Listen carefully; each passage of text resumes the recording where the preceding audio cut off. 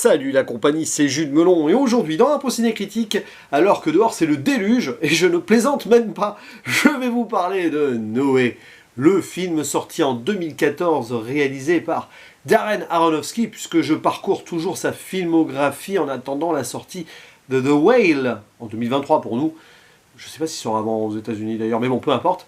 Et en fait, pour le coup, Noé, c'était le dernier brûlot du monsieur que je n'avais pas encore vu. J'évoquerai très certainement dans quelques semaines Requiem for a Dream et Mother, que je vais revoir avec peut-être des fortunes diverses. Je ne sais pas. Ici au casting, nous retrouvons dans le rôle principal de ce patriarche biblique un certain Russell Crowe, que j'avais adoré personnellement dans Gladiator ou encore Un homme d'exception, entre autres. À ses côtés, Jennifer Connelly, Ray Winston qui joue le méchant, mais qui est gentil dans cette histoire? Bonne question. Anthony Hopkins qui lui joue le vrai grand patriarche Mathusalem. Il y a même Emma Watson, Logan Lerman, Douglas Booth et quelques voix de Nick Nolte ou encore Mark Margolis, qui est un des acteurs fétiches de Monsieur Aronofsky. Bref, gros casting, clairement, pour une histoire biblique, vous l'avez compris. Un film d'aventure épique, drame humain, et au-delà, qui raconte l'histoire de Noé, donc qui va construire son arche pour sauver les animaux du déluge, un message de Dieu qui veut détruire l'humanité, la terre peut-être, etc., etc. Bon, vous connaissez cette histoire, que vous ayez lu surtout la Bible ou pas, c'est rentré, on va dire, dans le domaine culturel général et mondial. Et ici, Aronofsky, clairement, se permet de revisiter certaines choses avec un aspect visuel très marqué, un petit peu à l'image de The Fountain, que j'avais découvert il y a quelques semaines et dont j'avais parlé avec l'ami Souffleur de Coffret. Un petit peu dans cette lignée-là, mais plus en mode blockbuster, quoi qu'on est un petit peu entre le film d'auteur et, on va dire, oui, le gros paf comme ça qui pète à Hollywood. Et donc, découverte tardive me concernant, c'est bizarre en fait comme film, parce que d'une scène à l'autre, j'étais en train de me dire waouh, et puis oh là là, qu'est-ce que c'est que ça? Waouh, ah tiens, on réfléchit. Mais qu'est-ce que c'est que ce truc? Oh, de la bouillie numérique, ah c'est beau. Je suis passé un petit peu par tous ces états une dizaine de fois à travers donc les plus de 2 heures du film. Et c'est compliqué, parce que tu as l'impression justement qu'Aronofsky ici ne sait pas sur quel pied danser. Déjà sur The Fountain, un peu, voilà, avec un peu plus philosophique et tout, quoique là, il y a quand même des réflexions sur l'humain, l'homme, l'humanité et la création. Ça fait un peu pompeux parfois, mais tu vois le message humaniste au final quand même si c'est durant une longue partie du brûlot très misanthrope aussi, particulier. Et c'est un peu lourd quand même.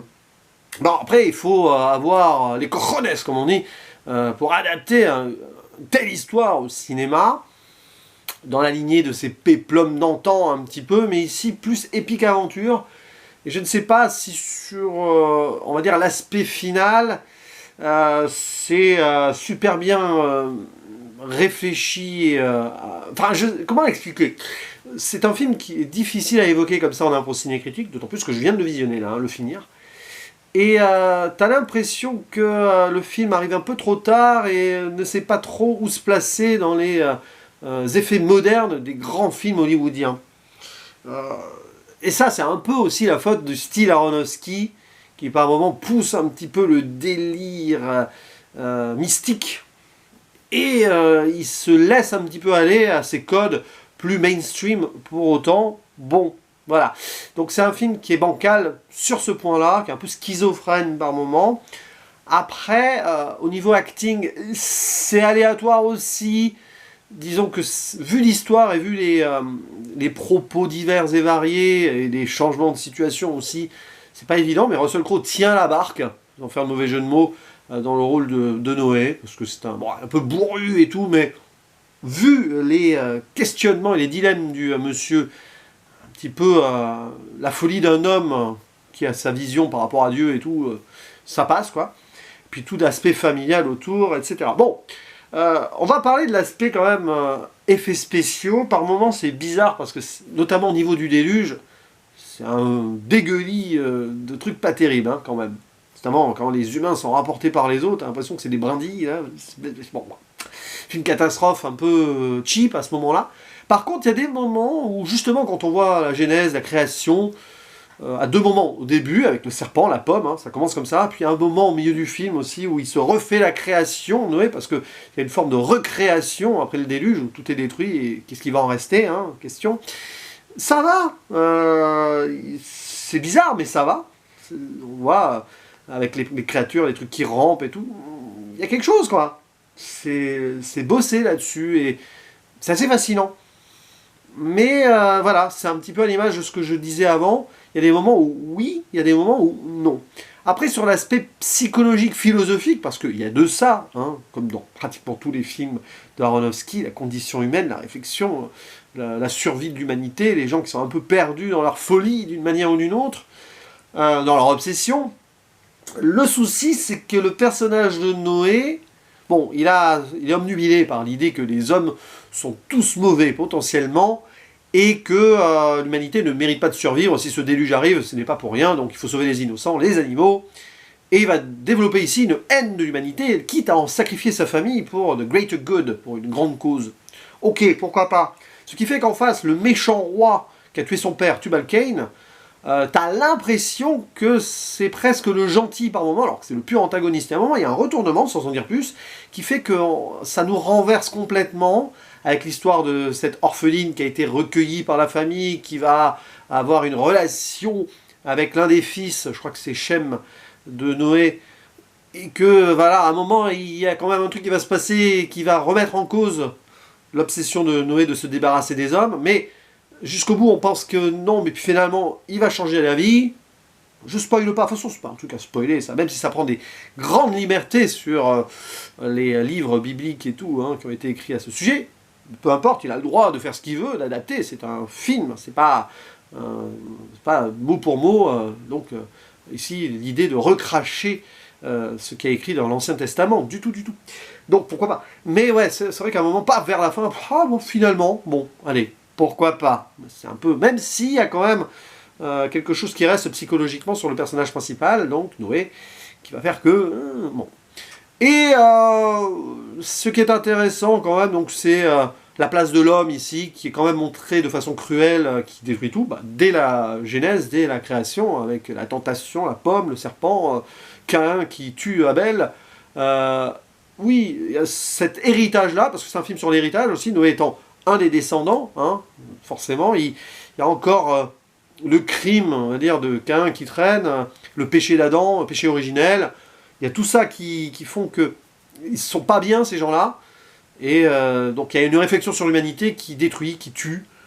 C'est pas très subtil, cependant. Mais pourquoi pas? Ça fait une réflexion derrière qui peut passer.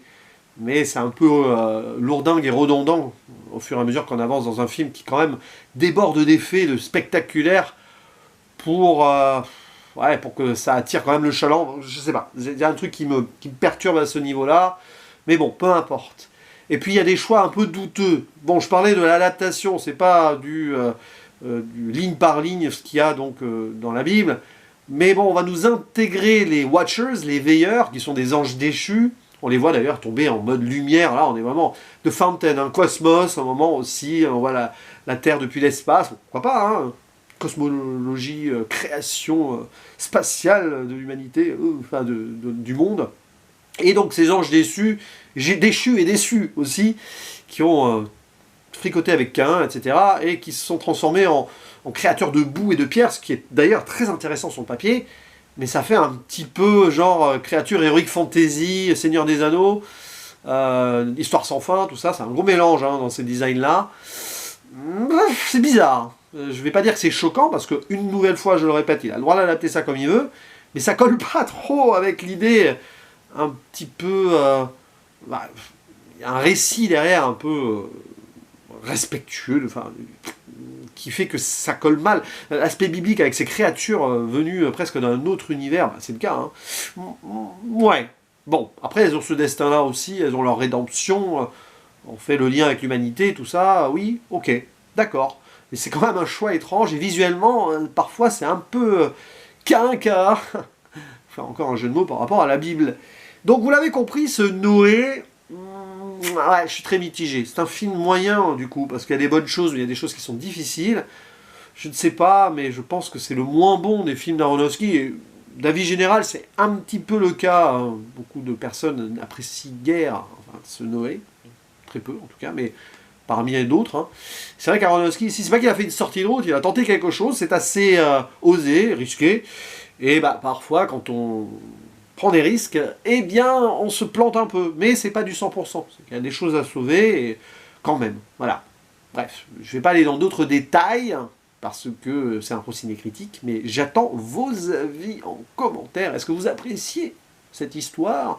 Est-ce que vous conseillez d'autres films qui ont été faits donc, sur la légende, le mythe de Noé? Parce que je crois qu'on a eu d'autres. Il me semble qu'il y a eu un film d'animation il n'y a pas si longtemps que cela, mais que je n'ai pas vu. Et voilà, donc à vous la parole sur votre petit clavier. N'hésitez pas à vous exprimer. Quant à moi, il ne me reste plus qu'à vous dire à la prochaine. Ciao!